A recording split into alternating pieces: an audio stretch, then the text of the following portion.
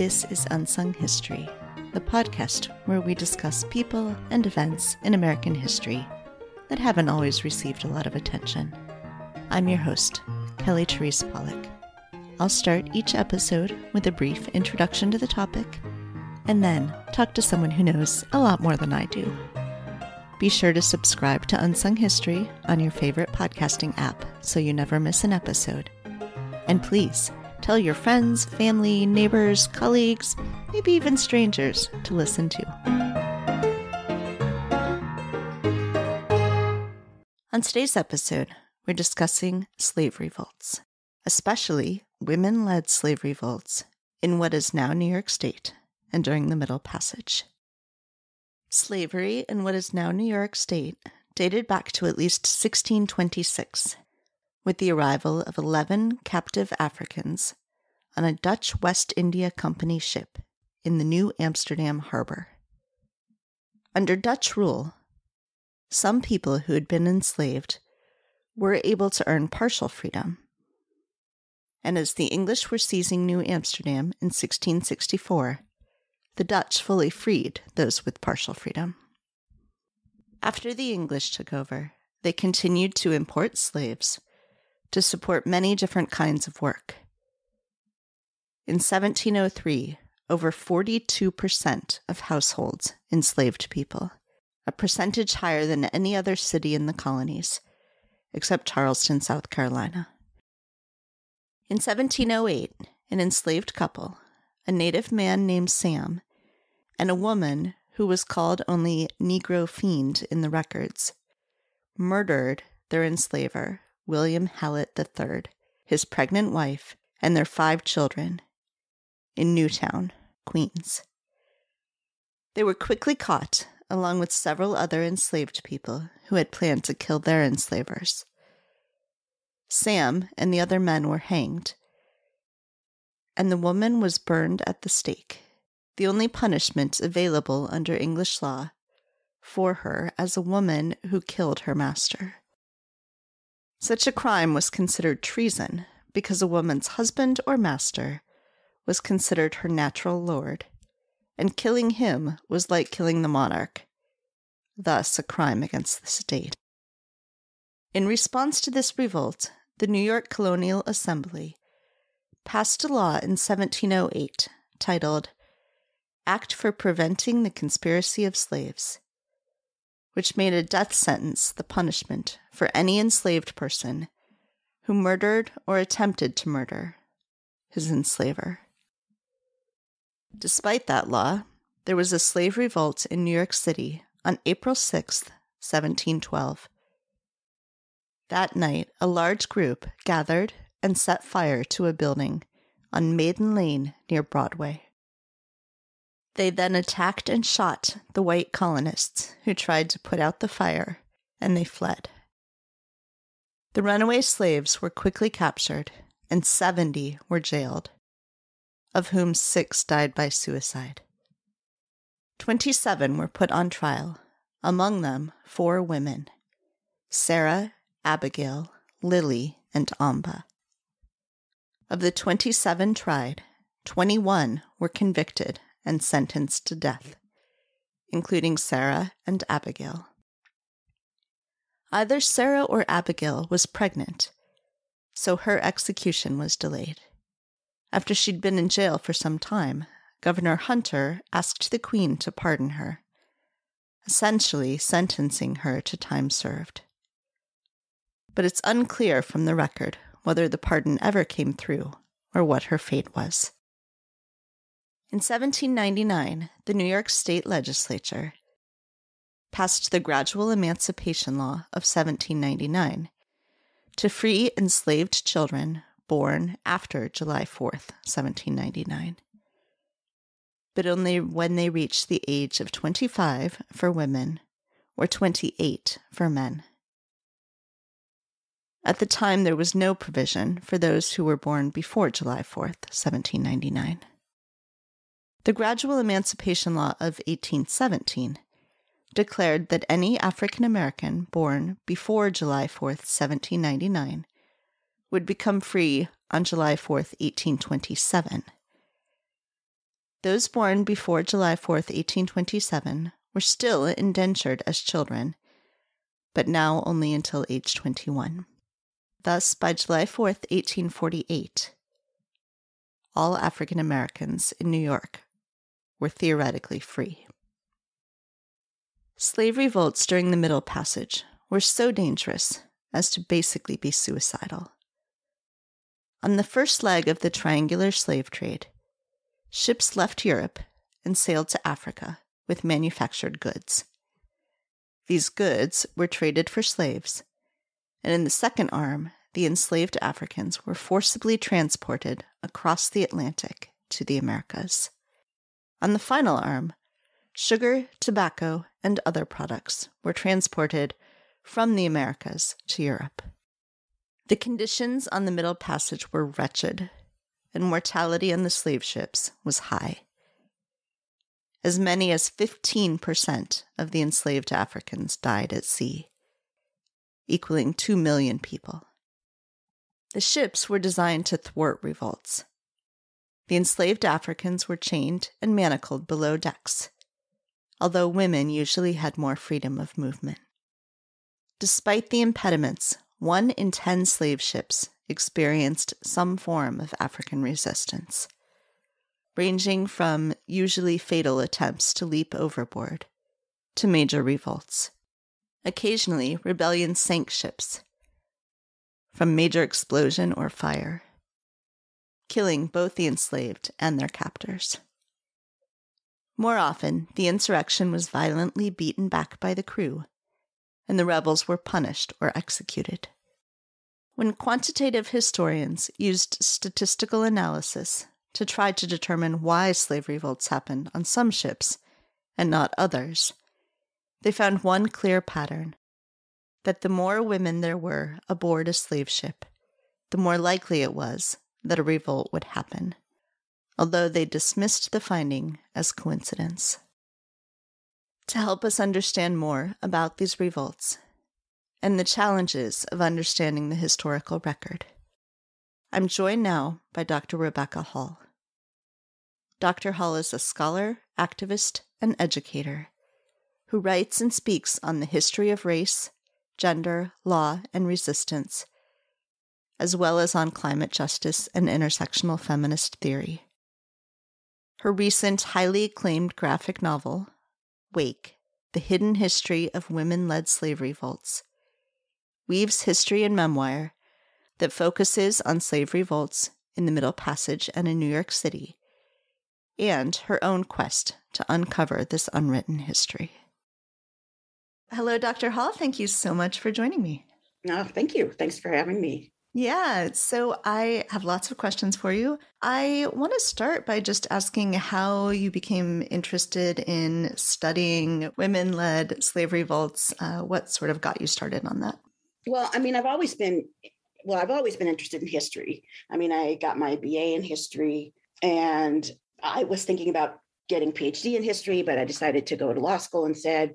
And then, after practicing law for 8 years, I'm like, I'm going to go back and get that PhD in history.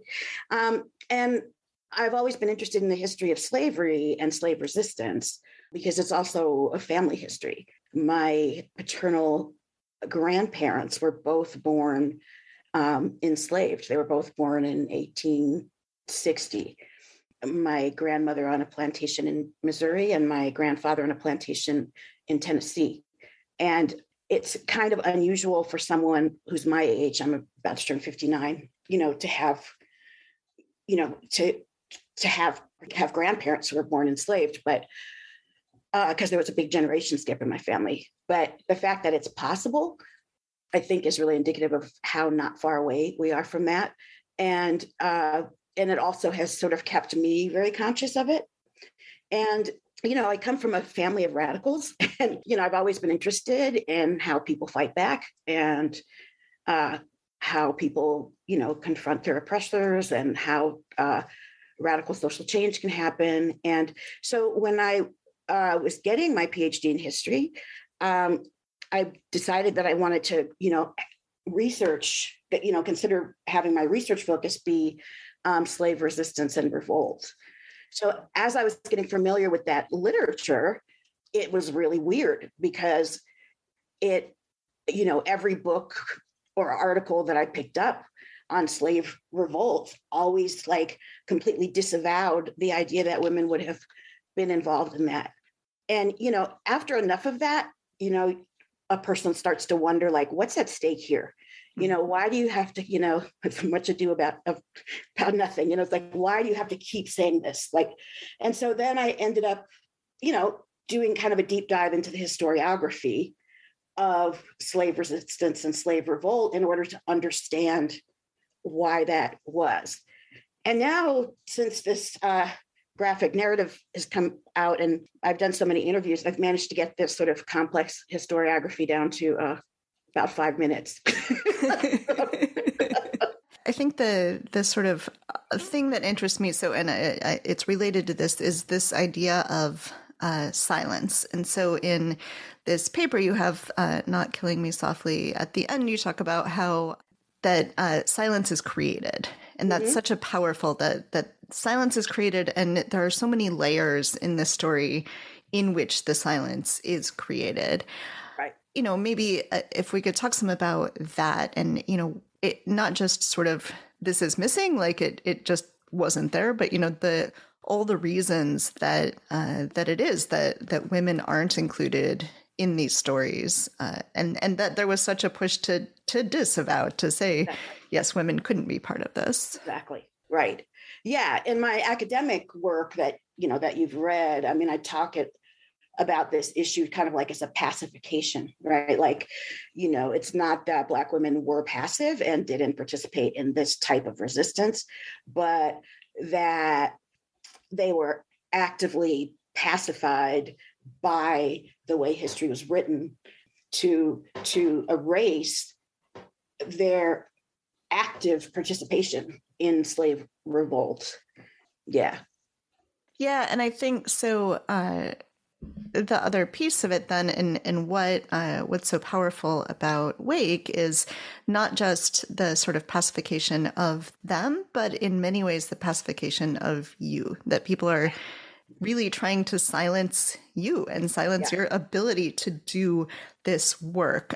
So could you talk some about that, and then, sort of how and why it came to be that you were putting that into the narrative in Wake? Right. Yeah. I mean, so what happened is that I wasn't planning to be a character in this book at all. I was going to use the book just to tell these stories that I had recovered. And I wasn't planning to spend a bunch of time on historiography either, because I don't know, maybe I'm wrong, but that's kind of niche. And I just figured, people aren't going to want to spend a lot of time reading that. So, but then it became really clear that because these stories are so fragmentary for reasons we can discuss, I needed to put myself in it in order to explain what was happening in the sources and what I was finding and what was missing. And so then, since I became like a character in the narrative, it made sense for me to talk about what was true and painful, because otherwise, like, why write? It's just like, so there's a lot of stuff in the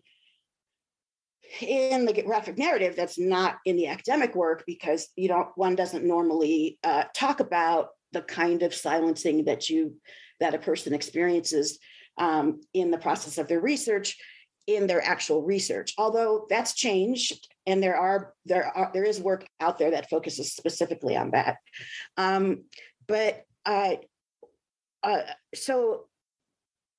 wanted to, tell the story about what actually happened and what made these sources so inaccessible. I mean, and it started right from the beginning, like where, first I had to question, like, and basically dismiss all the mainstream history that women didn't participate in revolt.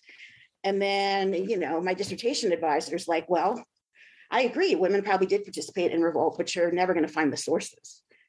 And then that's like, wave a red flag in front of them. It's like, I will find them, and then, as I discuss in the book, there's a whole range of of things, everything from being able to find sources, but the sources, the chronicling of events.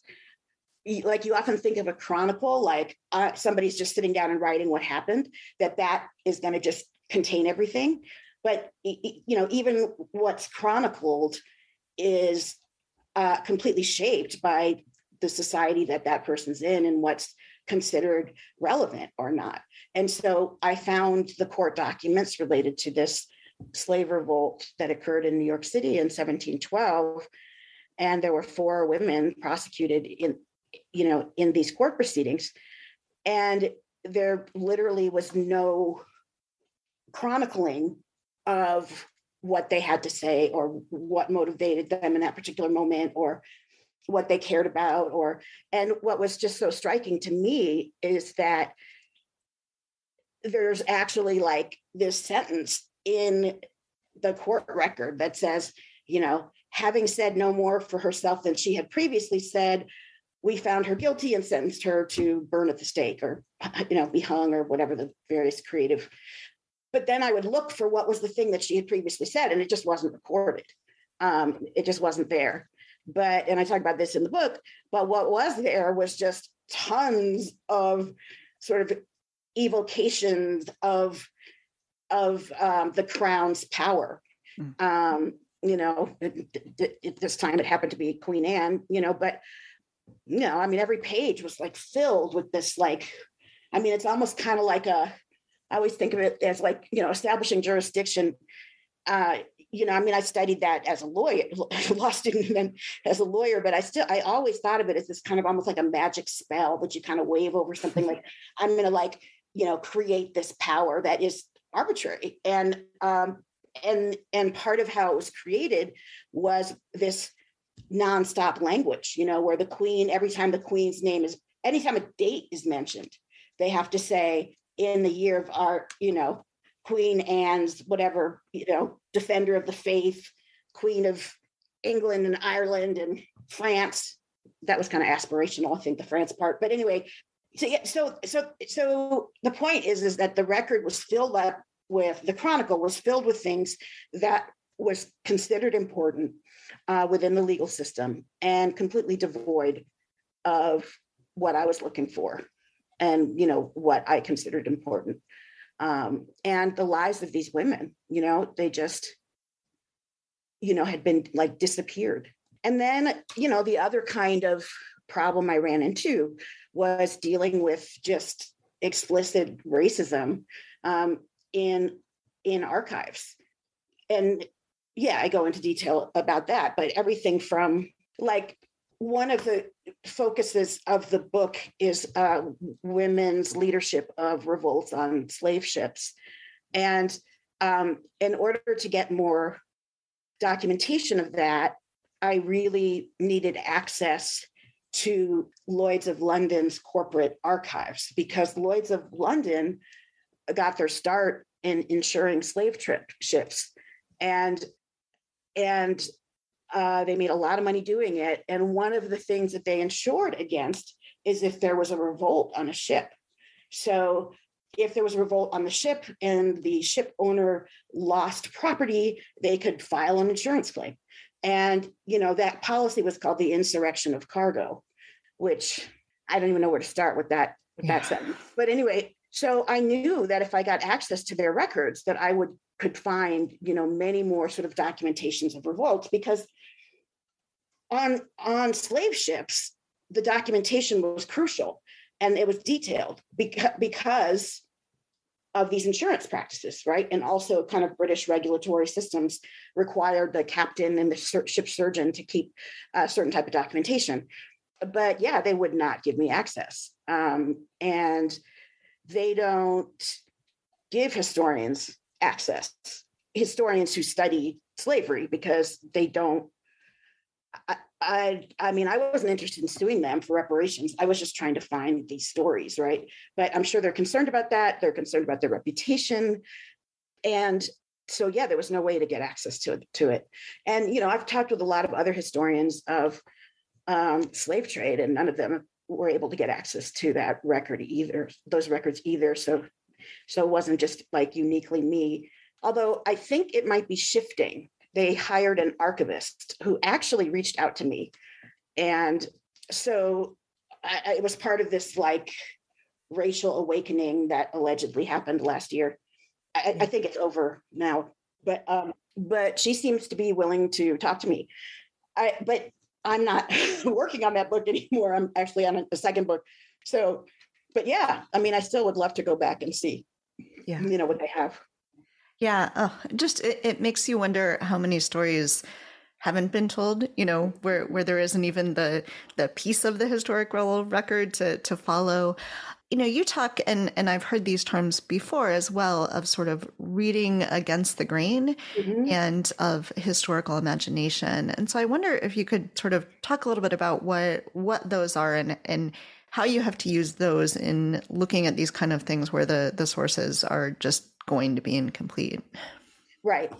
So there's a few layers of issues here, right?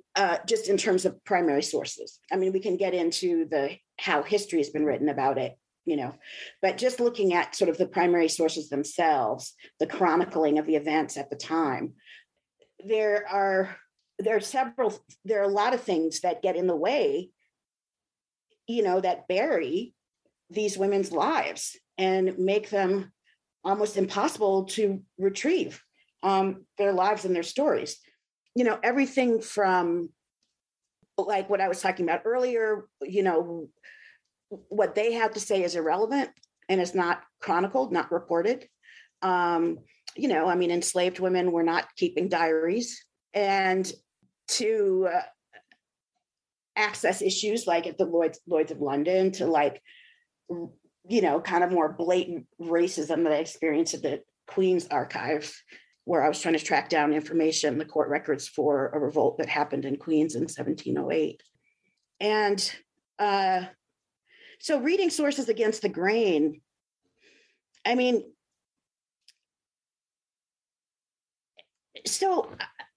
really something any historian should do. It's really something anyone should do when they're looking at pretty much any claim to truth about anything, right? Is, where it's like you go into it, remember, like being very conscious of, okay, who's creating this document? What's the purpose? Like, why are they creating it? So, for example, on the slave ship logs, for insurance purposes, if they're being created, and they're also being created to comply with British regulation of the slave trade, and sort of what's at stake, and who's like important and who's not considered important. And then, so it's about against the grain is kind of like a basic principle where you just don't take something at face value, you kind of turn it and look at it, literally against the grain to see, what's there. And in my work, I pay a lot of attention to silences. There's great scholarship on, like, one of my favorite books is by Michel Rolfe-Trio called Silencing the Past, where he talks about it in the context of the Haitian Revolution. But it's this short, beautiful book where he really kind of talks about a lot of these mechanisms. Saidiya Hartman, her latest book, Beautiful Lives, Wayward Experiments, I think that's what it's called. But she does a lot of work of like trying to recover, what we call, the subaltern, like the people that are just at the very bottom of the social structure, trying to recover their lives and their stories. And she was the one who came up with this term, which I actually didn't know when I was writing Wake. I wish I had, it would have been really helpful. This concept called critical fabulation, which is, her background is literature, although she does a lot of history, but it's this idea that the truth, that in order to access the truth of people's lives, whose where their documentation of their lives have been so thoroughly erased, at certain points, it becomes necessary to hypothesize, like, to try to fill in some of the blanks. I don't use the term critical fabulation, partly because I didn't know it. And also, I'm not a lit person, and fabulation isn't a term that doesn't speak to me. And so what I talked about was measured use of historical imagination. So there are a couple of sections in the book which are clearly marked, where I'm saying, okay, the record has now fallen silent. Let me try to imagine what was possible. And then in those sections, though, so meticulously researched, everything from the 1712 revolt, where, the documents, the colonial governor of New York talks about that there was an oathing ceremony, like that something like tying themselves to each other by sucking the blood of each other's hands, or, whatever. And, I was able to find details about that kind of ceremony, which doesn't involve any blood sucking. In the British colonies at the same time, but in Jamaica, and among the same ethnicity of people, which were Akan speakers from what's now currently Ghana. And, so when I create a scene with this oathing ceremony, it's based on that, so that's just an example of how, like, literally everything about it. Like, one of the things is, because when I did the original scholarly work, I wasn't thinking visually at all. So when I was like, oh, I'm writing this book, oh my God, I need to do visual research. And it's like, well, how do you do visual research from like the 1700s? There's no photos, there's no, and so, I ended up doing things like, what did the city of New York look like in 1700, and I ended up like reading like 20 years of the city council minutes, which were just so tedious, but I learned a lot about it. Like, because it is so dark at night, we are now requiring every third house to put out a candle lantern. I'm like, oh, okay. So that's what the streets look like. And then it's like, there's been complaints about how much the little candles cost and whether the city should reimburse. And then this goes on for pages and pages. It's like, okay, now we've decided every fifth house will put out a candle, in the dark of the moon. So it's like this weird way to but yeah, so the point of this is that all of it was thoroughly researched. So it's not made up, is the point. Yeah. Yeah. Yeah, that's so, it's so great. One of my other favorite books this year was All That She Carried. And that there's a similar sort of, we don't know that this person did this, but we know in this time period, these kinds of people could have done this. And I think it does so much to sort of fill in those details and help you really imagine these people's lives. So I wonder, too, if you could talk some about just the sort of from a process standpoint, how you got to the point where you were writing a graphic novel. You talk about how this was originally, an academic piece and, how it got to this format. And I have to say, I read a lot of history, and this is, I think, the best depiction I've seen of how the work of history is done. And it's so, I know you said it's kind of niche to talk about like historiography and stuff, but to me, that's the really exciting stuff. It's like, what does this actually look like? Right. So how did you get to this point where you were writing a graphic novel? Yeah. With this PhD in history, I had, tried various ways to teach. I was not at all interested in adjuncted, so I was only looking for like tenure track positions and like visiting professorships. And kind of long story short, I kept getting fired, and then I started teaching high school, which I actually really loved. it was funny because I had taught law school at Berkeley because I had a Mellon postdoc, law school at the University of Utah, graduate school at UC Santa Cruz and at Berkeley. And then it's like, okay, now I'm going to teach 11th graders, and I didn't know if I was going to be able to do it, but I really enjoyed it. But I kept getting fired, for, talking about race. The idea that these like race teaching wars or something that's new. I mean, I feel like when I see what's going on now, I feel kind of like, I'm in the front row eating popcorn, watching it, because it's completely shaped the last 10 years of my life. It's not like it's some new thing. And so I was like, okay, I'm not going to hit my head against any of these walls anymore.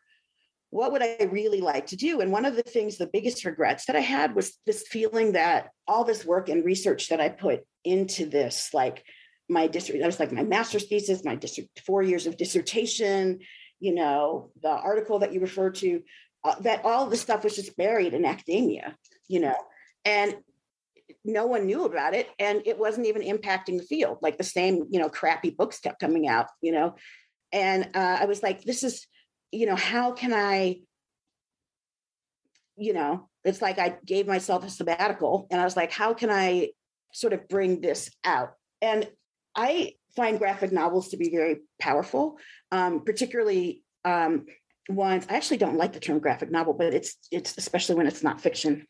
But apparently I don't get to define that. But I call them graphic narratives. So, I have taught the book Mouse by Art Spiegelman. My son actually learned it like twice in his, like once in middle school and once in high school. They're just some amazing books. And so I've been a fan of the medium. And so it made me think like, could I do that with this? And then it just, kept happening. It was like, I hired an artist, paid him a per page rate of like $100 that I put on a credit card. Well, we started a Kickstarter to try some of the, like, to reimburse some of these funds. And then the Kickstarter kind of took off. And then there was all this press. And then I got contacted by an agent, the same person who represented Marjan Satrapi for Persepolis. And, the next thing I knew, there was like, she was teaching me how to write like a book proposal for, a trade press. I've published in academia, but, and then there was like a auction and people were bidding. It was just crazy. It was just like, and so, yeah. So then we had, and the thing was, is it wasn't written yet, when they were auctioning for it. There was like 8 pages penciled and maybe 20 pages of script. And so it's like, wow, okay, now we're going to do this. And, Hugo, my illustrator, who's like amazing, he hadn't done anything like this either. He was working as a pedicab driver in New Orleans at the time. So we were both just like, woo, like, he drew comics kind of in his spare time. But yeah, it's like, okay, now we have 15 months, before this is due. So yeah, it became both of our full-time jobs. So yeah. And, Simon & Schuster optioned a second book, which I'm working on right now. So yeah. I love that. So the second book will also be a graphic narrative? Yes. And it's going to take place during the Civil War and Reconstruction. Yeah. Right now it's tentatively called Taking Freedom, Black Women and Emancipation. Excellent. Yeah. Well, I'm so glad that you did. And, I feel like there's more historic graphic narratives coming out, but a lot of them are aimed at sort of the kid or young adult audience. And this, of course, is, my 10-year-old has read it and enjoyed it, but that's not the, sort of, he loves it. Wow. But, obviously that's not the sort of audience that you're writing for in this. I would be concerned, actually. But, people know their own kids, what they can handle and whatnot. Yeah. But yeah, no, this is for adults, and there, there's plenty in this medium that's for adults, and I think one of the things that people don't quite understand is that it is a rigorous methodology, right? There are things that you can do in this medium that you can't do in any other medium. Like, the basic structure of the graphic narrative, is panels and the space between the panels, which people call the gutter, right? Mm. So the relationship of panel, gutter is like a pretty complex process where you decide sort of the temporality of how this is going. Like, if you want to see every frame of something, you go to a movie, right? Mm-hmm. But if it, this is like, the author is choosing very carefully what to include. Mm-hmm. And then once you have that sort of basic structure of panel, gutter, it's like the gutter is this really generative space, because it's the space where people are sort of interpolating their own imagination in helping to co-create reading this, right? Mm-hmm.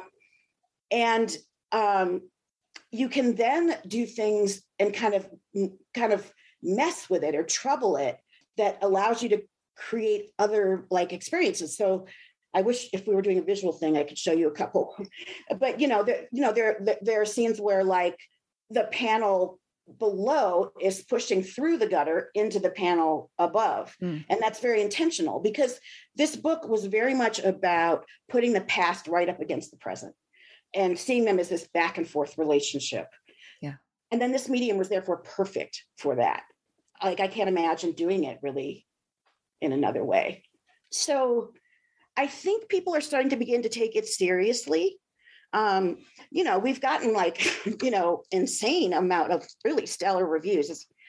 That was surprising to me. No, I mean, it's a good book, I know, but you get reviews, and you get bad ones, and you get great ones, and you get mediocre ones, and we just keep getting stellar ones. And I mean, PBS was saying that this sets the new standard for illustrating history, and and a lot of people like yourself, but even without your academic background, were fascinated by the historical process of research, which was fun, because it's been kind of a joke, like, are we going to have like action figures? Like, we'll have one like the historian, and it's like, okay, when do you bring in the historian to come in and like help fight evil, So yeah, people, I like, a lot of the feedback that I've gotten is that people were actually quite fascinated by the historical research process.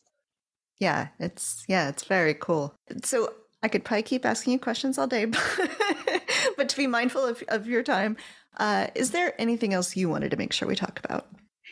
Yeah. I really wanted to talk. I mean, there's so much we could talk about, but I really wanted to make sure that people understood about how the history of slave resistance has been written in this country, and try to understand why women have been so completely erased. When the history of slavery was first being written, it was being written by, former slave owners and, lost cause Southern white men writing, about how slavery was a benign institution and had this civilizing effect. And it was, and there was no resistance at all to slavery because it was this benign institution, right? And then when that was being finally sort of questioned, there's this, you get in the 60s, in the civil rights movement, you get sort of more Black people, Black men in the academy writing, and they're like, excuse me, there were actually hundreds of slave revolts, which there were, and they were working on, recovering that. But at the same time, but that takes, like, any history that's written is always written in a social political context. And, the social political context at that time was this, it was like the war on poverty. It was this whole thing about why are Black people, poor? And it's like, well, it's not because of economic oppression. It's because of the culture of poverty, that Black people's culture is deficient. And, specifically their gender roles are distorted, where you have this sort of matriarchal Black woman and the emasculated Black man, and this was like the discourse. It was like everywhere, and strangely, it's actually still around. There's still remnants of it around, but kind of in response to this, these historians were saying, like, well, I mean, like in Genovese's Jordan Roll, which is kind of like, he's like, Black women would not undermine their men by participating in revolts, like, and it became this whole thing. And then when you started to get like women historians, feminist historians starting to write, like in the 70s and 80s, their position on it was like, well, if Black women weren't involved in revolts, they were involved in all these other kinds of resistance that are equally important and perhaps even more impactful, like individual acts of sabotage and arson and poisoning and tool destruction, and kind of like part of that weapons of the weak thing that was going on in the 70s and 80s, which is also, so important. But where I entered the picture was, yes, that's all true, but I'm not giving up on the first thing. And there's something about coordinated acts of violent resistance that is fraught, because of these reasons that we were talking about. So, but I came at it backwards, like, what is this? And then like went back and sort of, learned all of that. And now I feel like, now it's like, it's post-Cena. It's, people weren't like, regular people, like regular interested people who were reading this book were not at all shocked, that women were involved in, it's just, but still, a lot of historians are like really, it shifted, but, there are some who are just still really like, really, and these kind of historiography, this is what I'm talking about when I mean historiography, is like the social political context in which something history is written and how that shifts over time. So that's not so much historical method, like how you deal with sources, but like the historiography, of slave ship revolt, having this sort of myopia about women not being involved in it just messed up the whole history. I talk about it in the book where, after these historians put together this like incredible database of over 36,000 slave ship voyages, and, they're quantitative historians who make databases and query them, and, they found out that like there was a revolt on 1 in 10 ships, which shocked everybody because, revolts on ships were just so basically suicidal, Mm-hmm. And then when they were trying to look at, well, what's the difference between the ships that had revolts and the ships that didn't have revolts, they saw that the only difference, statistically significant difference, is that the more women on the ship, the more likely a revolt. And these historians immediately dismissed this. And it's like, this is just some kind of fluke, because we know that women weren't, involved in this type of resistance. So then they completely overlooked the fact that women, once the ship left the coast of Africa, women were brought on deck and unchained. And that's where the weapons were. And it all makes sense, yeah. Yeah. Well, I am so glad both that you did this research, but then also that you decided to share it with the world in this way, because it is just a fantastic book. So tell everybody how they can get your book. Well, wherever books are sold. So, at your local independent bookstore, you can get it at bookshop.org. You could get it on the evil Amazon. You can, and if you go to your local bookstore and they don't have it, ask them why not. Yeah. So that's one of the things about having a big press like this, is that they get the stuff out. Yeah, and I'll put a link certainly so people can find it. And anyone who listens to this podcast regularly knows I love ebooks and audiobooks, but this is one you got to hold in your hands. You need this one. Right. It's not in paper. An audiobook, but there is an audio drama that we're in the process of making. Excellent. So, yeah. Excellent. Very cool. Well, Dr. Hall, thank you so much for speaking with me. This was really, really fascinating conversation. And I love hearing about and learning about these silences and the way that silence is produced, and the way that we can try to read into the silence. Exactly. Yeah. Yeah. Well, thank you. Thank you for inviting me onto your podcast. Yeah. Thanks for listening to Unsung History. You can find the sources used for this episode at unsunghistorypodcast.com. To the best of our knowledge, all audio and images used by Unsung History are in the public domain or are used with permission. You can find us on Twitter or Instagram at unsung__history or on Facebook at Unsung History Podcast. To contact us with questions or episode suggestions, please email Kelly at unsunghistorypodcast.com. If you enjoyed this podcast, please rate and review and tell your friends. MSW